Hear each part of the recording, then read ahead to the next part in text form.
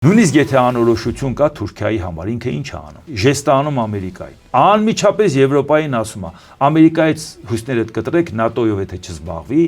ամենահզոր բանակը ինքն է։ Ես եմ։ Եվրոպայի անվտանգության մասին է խոսում։ Առանց դուք չեք կարող հարցնել։ Առաջարկում է։ Ու բացի դրանից, ասում է, այդքան խնդրել եմ, որ մտնեմ Եվրամիություն, չեք թողել։ Հիմա իսկ ժամանակն է։ Շատերն ասում են Եվրամիությունը քայքայում է։ Եվրամիությունը քայքայում է ու Թուրքիան ցանկանում է մտնի։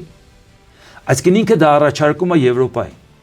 Ինչ առաջարկում Ռուսաստանին, առանց դու ոչ մի բան չես անի այստեղ։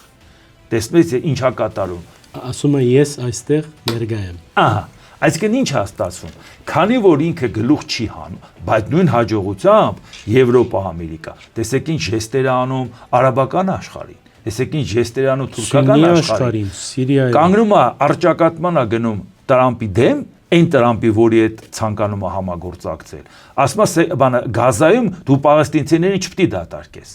Պատկերացնեք դա ինչ ոգևորություն է առաջացնում, որ Թուրքիան ասում է մենք թույլ չենք տա, ընդհանրապես հայտարարություն չի անում։ Նույնը ասում է Իսրայելին Սիրիայում պիտի չմասնադես դյուրզիներին նեցուկ կանգնելով օրինակ։